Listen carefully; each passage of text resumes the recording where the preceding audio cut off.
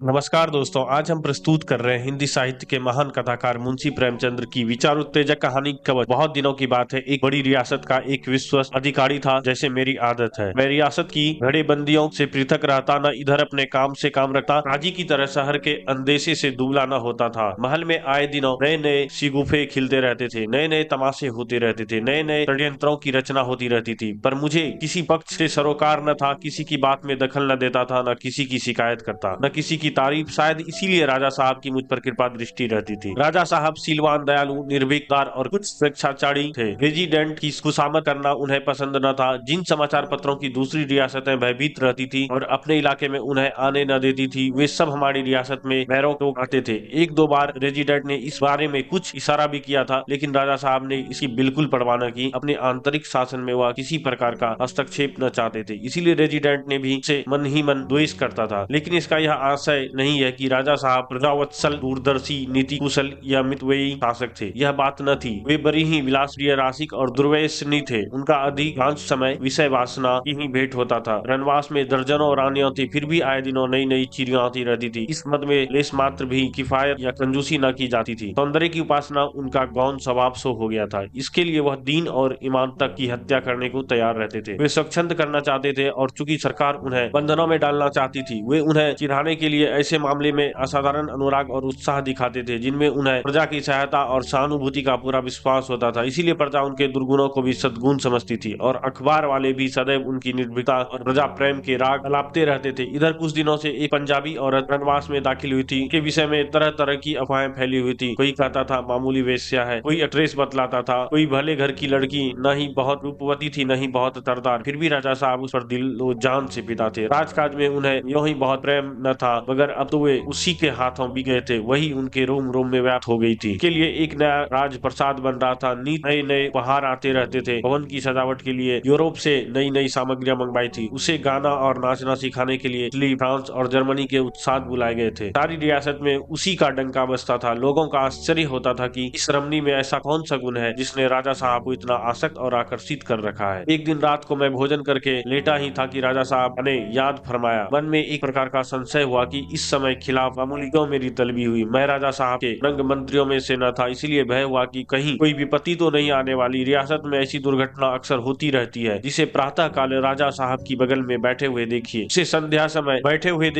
संध्या समय अपनी जान लेकर रियासत के बाहर भागते हुए देखने में आया है। मुझे संदेह हुआ किसी ने मेरी शिकायत तो नहीं कर दी। रियासतों में निष्पक्ष रहना भी खतरनाक है। ऐसे आदमी का अगर कोई शत्रु नहीं होता तो कोई मित्र भी नहीं होता। मैंने तुरंत कपड़े पहने और मन में तरह तरह की दुष्कल्पनाएं करता हुआ राजा साहब की सेवा में उपस्थित हुआ। लेकिन पहली ही निगाह में मेरे सांसें संशय मिट गई। राजा साहब के चेहरे पर क्रोध की जगह विषाद और नौराश्य का गहरा रंग झलक रहा था। आंखों में एक विचित्र याचना झलक रही थी। मुझे देखते ही उन्होंने कुर्सी पर बैठने का इशारा किया और बोले, क्यों जी सरदार साहब तुमने कभी प्रेम किया है? किसी से प्रेम में अपने आप को खो बैठे हो? मैं समझ गया कि इस वक्त अदब और लिहाज की जरूरत नहीं। राजा साहब किसी व्यक्तिगत विषय में मुझसे सलाह करना चाहते। निसंकोच होकर बोला, दीनबंधु, मैं तो कभी इस जाल में नहीं फंसा। राजा साहब ने मेरी तरफ हाथ बढ़ाकर कहा, बड़े भाग्यवान हुआ कि तुम इस जाल में नहीं फंसे। यह आंखों को लुभाने वाला सुनहरा जाल है। यह मीठा किंतु घातक विषय है। यह वह मधुर संगीत है जो कानों को तो भला मालूम होता है, पर हृदय को चूर चूर कर देता है। यह वह माया मृग है जिसके पीछे आदमी अपने प्राण ही नहीं, अपनी इल्लत तक को बैठा है। उन्होंने गिलास में शराब डेली और एक चुस्की लेकर बोले, जानते हो मैंने इस सरफराज के लिए कैसी कैसी परेशानियां उठाई। मैं उसके भाव में एक इशारे पर अपना एक सिर उसके पैरों पर रख सकता था। यह सारी रियासत उसके चरणों पर अर्पित कर सकता था। इन्हीं हाथों से मैंने उसका पलंग बिछाया है, उससे हुक्का भरकर पिलाया है, उसके कमरे में झाड़ू लगाई है। वह पलंग से उतरती थी तो मैं उसकी जूती सीधी करता था। यह खिदमत गुजारी मुझे इतना आनंद प्राप्त होता था, तुमसे बयां नहीं कर सकता। मैं उसके सामने जाकर उसकी इशारों का गुलाम हो जाता था। प्रभुता और रियासत का गरूर मेरे दिल से लुप्त हो जाता था। उसकी सेवा तो शुश्रूषा मुझे तीनों लोगों का राज मिलता था। पर इस जालिम ने हमेशा मेरी उपेक्षा की। शायद वह मुझे अपने योग्य ही नहीं समझती थी। मुझे यह अभिलाषा ही रह गई कि वह एक बार अपनी उन मस्तानी रसीली आंखों से, एक बार उन क्रूर भरे हुए होठों से मेरी तरफ मुस्कुराती। मैंने समझा था शायद वह उपासना की ही वस्तु है, शायद उसे इन रहस्यों का ज्ञान नहीं। हाँ, मैंने समझा था शायद अभी अलहरपन उसके प्रमोद गारों पर मुहर लगाए हुए है। मैं इस आशा से अपनी व्यथित हृदय को तस्कीन देता था, कभी तो मेरी अभिलाषाएं पूरी होगी, कभी तो उसकी सोई हुई कल्पना जागेगी। राजा साहब एकाएक चुप हो गए। फिर कदे आदम शीशे की तरफ देखकर शांत भाव से बोले, मैं इतना क्रूर तो नहीं हूँ। क्या कोई रमणी मुझे मेरी घृणा करे। राजा साहब बहुत ही रूपवान आदमी थे, ऊंचा कथा, भरा हुआ बदन, सेवा का रंग चेहरे से तेज झलकता था। मैंने निर्भीक होकर कहा, इस विषय में तो प्रकृति ने हुजूर के साथ बड़ी उदारता के साथ काम किया। राजा साहब के चेहरे पर एक क्षण उदास मुस्कुराहट दौड़ गई, मगर फिर वही नौराश्य छा गया। बोले, सरदार साहब, मैंने इस बाजार की खूब सैर की है, सम्मोहन और वशीकरण के जितने लटके हैं उन सबसे परिचित हूँ, मगर जिन मंत्रों से मैंने अब तक हमेशा विजय पाई है वे सब इस अवसर पर निरर्थक सिद्ध हुए हैं। अंत को मैंने यह निश्चय किया कि कुआं की अंधा इसमें प्यासा का शांत करने से सामर्थ्य नहीं, मगर तो कल मुझ पर इस निष्ठुरता और उपेक्षा का रहस्य खुल गया।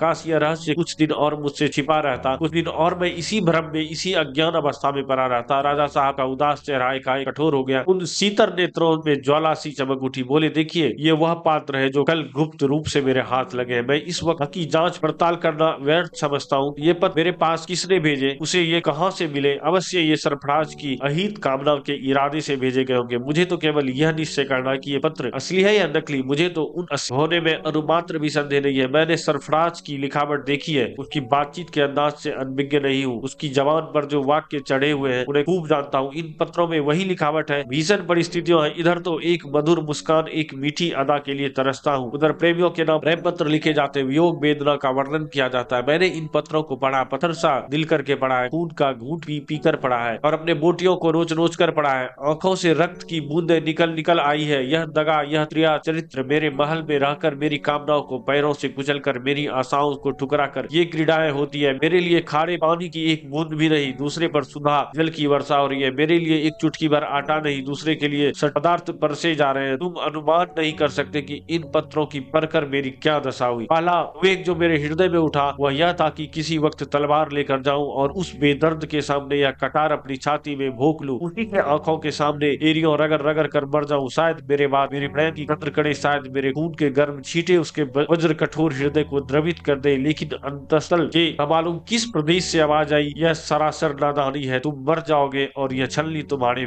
प्रेमोपहारों से दामन भरे दिल में तुम्हारी कथा पर हंसती हुई दूसरे ही दिन अपने प्रियतम के पास चली जाएगी। दोनों तुम्हारी दौलत के मजे उड़ाएंगे और तुम्हारी वंचित सलील आत्मा को तरपाएंगे। सरदार साहब की विश्वसनीय यह आवाज मुझे अपने हृदय के किसी स्थल को सुनाई दी। मैंने उसी वक्त तलवार निकालकर कमर से रख दी। आत्महत्या का विचार जाता रहा और एक ही क्षण में बदले का प्रबल वेग हृदय में चमक उठा। देह का एक एक परमाणु एक आंतरिक ज्वाला से उत्पन्न हो उठा, एक एक रोए से आग सी निकलने लगी। इसी वक्त जाकर उसकी कपट लीला का अंत कर दूं। जिन आंखों की निगाह के लिए अपने प्राण तक निछावर करता था उन्हें सदैव के लिए ज्योतिहीन कर दूं। ताक अंधेरों को सदैव के लिए सौर्यहीन कर दूं। जिस हृदय में इतनी निष्ठुरता, इतनी कठोरता और इतनी कपट बढ़ा हुआ है उसे चीर कर पैरों से कुचल डालूं। खून सा सिर पर सवार हो गया। सरफराज की सारी महत्ता, सारा माधुर्य, सारा भाव विलास दूषित मालूम होने लगा। उस वक्त अगर मुझे मालूम हो जाता कि सरफराज की किसी ने हत्या कर डाली है तो शायद मैं उस हत्यारे के पैरों का चुंबन करता। अगर सुनता कि वह मरणासन है तो उसके तोड़ने का तमाशा करता। खून का दृढ़ संकल्प करके मैंने घोड़ी तलवारें कमर में लगाई, उसके शयनागार में दाखिल हुआ। इस द्वार पर जाते आशा और भय का संग्राम होने लगता था। वहां पहुंचकर इस वक्त मुझे वह आनंद हुआ जो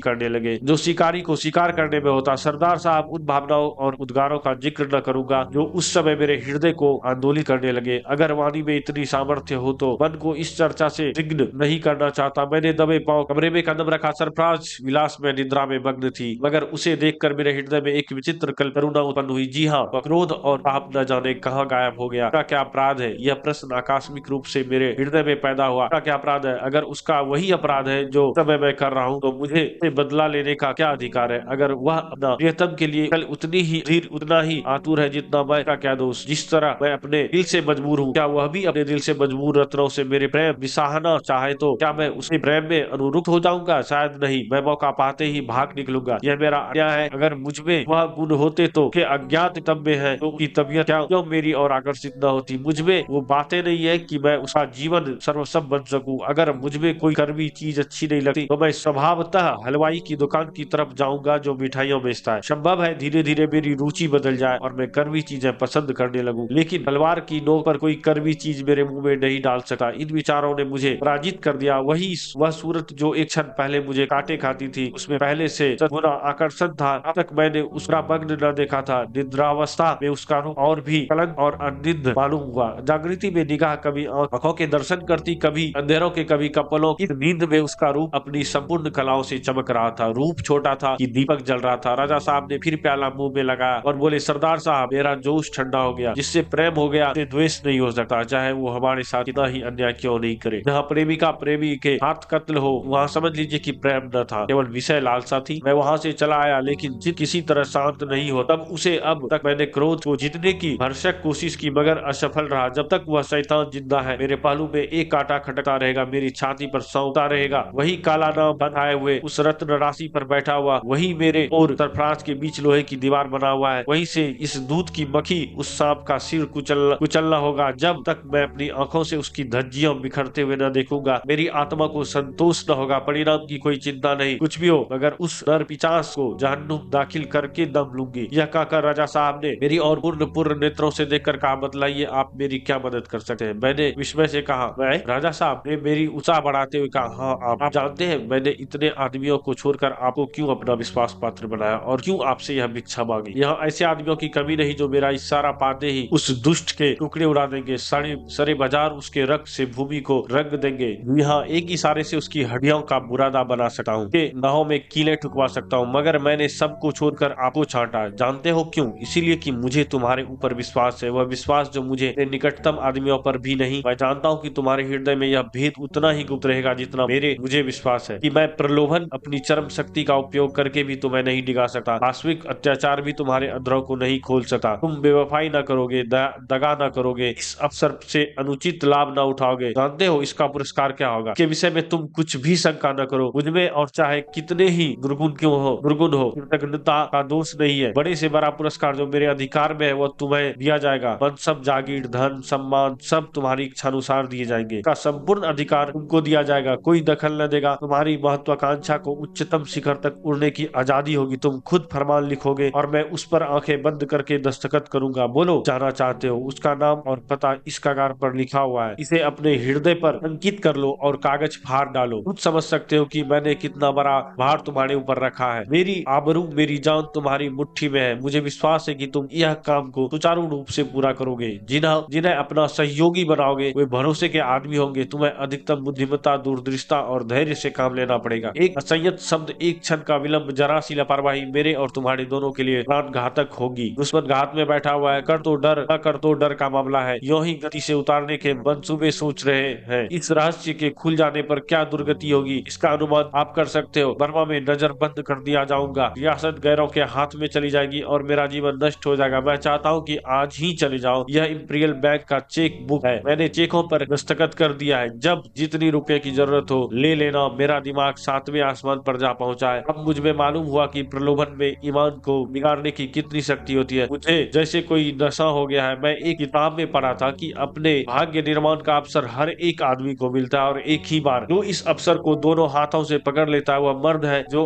आगा पीछा में पढ़कर उसे छोड़ देता है वह कायर होता है। एक को धन, यश, गौरव नसीब होता है और दूसरा खेद, लज्जा और दुर्दशा में रो रो कर जिंदगी के दिन काटता है। फैसला करने के लिए केवल एक क्षण का समय मिलता है। वह समय कितना बहुमूल्य होता है। मेरे जीवन में यह वही अवसर था। मैंने उसे दोनों हाथों से पकड़ने का निश्चय कर लिया। सौभाग्य अपनी सर्वोत्तम सिद्धियों का थाल लिए मेरे सामने हाजिर है। वह सारी विभूतियों जिनके लिए आदमी जीता मरता है मेरा स्वागत करने के लिए खड़ी है। अगर इस समय की उपेक्षा करूं तो मुझ जैसा अभागा आदमी संसार में न होगा। माना कि बड़े जोखिम का काम है, लेकिन पुरस्कार तो देखो, दरियों में गोता लगाने से ही तो मोती मिलता है। तख्त पर बैठे हुए कायरों के लिए कौड़ियों और घोगों के सिवा और क्या। माना कि बेगुनाह के खून से हाथ रंगना पड़ेगा। क्या मुझे का बलिदान से ही वरदान मिलता है। संसार समर भूमि है, यहाँ लाशों का जीना बनाकर उन्नति के शिखर पर चढ़ना पड़ता है। नालों में तैर कर ही विजय घाट मिलता है। संसार का इतिहास देखो, सफल पुरुषों का चरित्र रक्त अक्षरों में लिखा। वीरों ने सदैव खून का दरिया में गोते लगाए, खून की होलियों खेली है। खून का डर दुर्बलता और कम हिम्मत का चिन्ह और कर्मयोगी की दृष्टि लक्ष्य पर रहती है, मार्ग पर नहीं शिखर पर रहती है, मध्यवर्ती चट्टान पर नहीं। मैंने खड़े होकर अर्ज किया कि गुलाम इस खिदमत के लिए हाजिर है। राजा साहब ने सम्मान की दृष्टि से देखकर कहा, वेद से यही आशा थी। तुम्हारा दिल कहता है कि यह काम पूरा कर आओगे। मुझे विश्वास है मेरी भी यह विचार था। देखो एक एक क्षण का समाचार भेजते रहना। ईश्वर ने चाहा तो हुजूर को शिकायत का कोई मौका न मिलेगा।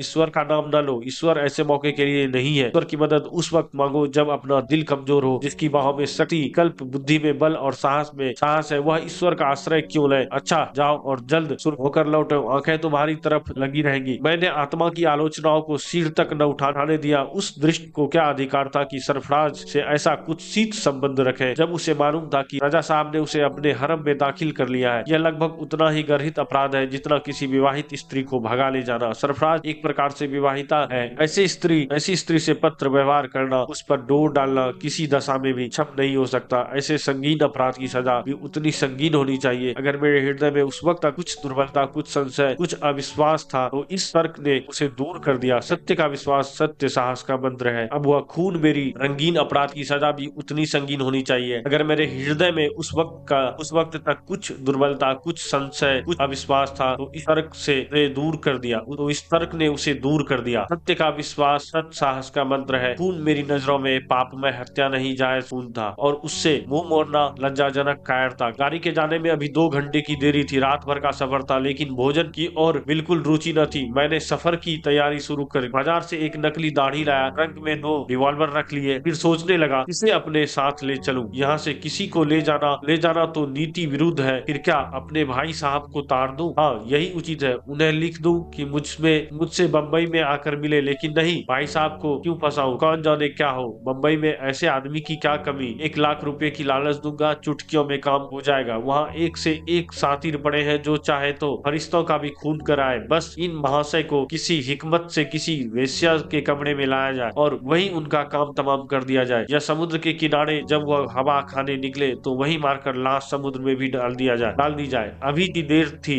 मैंने सोचा लाओ संध्या कर लूं। जब ही संध्या के कमरे में कदम रखा, माताजी के तिरंगे चित्र पर नजर पड़ी। मैं मूर्ति पूजक नहीं हूँ, धर्म की और मेरी प्रवृत्ति नहीं है, न कभी कोई व्रत रखता हूँ, लेकिन न जाने क्यों उस चित्र को देखकर अपनी आत्मा में एक प्रकाश का अनुभव करता हूँ। उन आंखों में मुझे अब भी वही वात्सल्यमय ज्योति, वही देवी आशीर्वाद मिलता है जिसकी बाल स्मृति अब भी मेरे हृदय को गदगद कर देती है। वह चित्र मेरे लिए चित्र नहीं बल्कि सजीव प्रतिमा है जिसने मेरी सृष्टि की है और अब भी मुझे जीवन प्रदान कर रही है। उस चित्र को देखकर मैं यकायक चौंक पड़ा, जैसे कोई आदमी उस वक्त चोर के कंधे पर हाथ रखकर रे जब वह सेंध मार रहा हो। इस चित्र को रोज ही देखा करता था, दिन में कई बार, पर निगाह पड़ती थी। पर आज मैंने मन की जो दशा हुई कभी न हुई थी। कितनी लज्जा और कितना क्रोध, मानो वह कह रही थी मुझे ऐसी आशा न थी। मैंने उस तरफ ताक न सका, फौरन आंखें झुका ली। उन आंखों के सामने खड़े होने की हिम्मत मुझ में न हुई। वह तस्वीर की आंखें न थी, सजीव, तीव्र और ज्वालामय, हृदय में बैठने वाली नोकदार भाले की तरह हृदय में चुभने वाली आंखें थी। मुझे ऐसा मालूम हुआ गिर पड़ूंगा।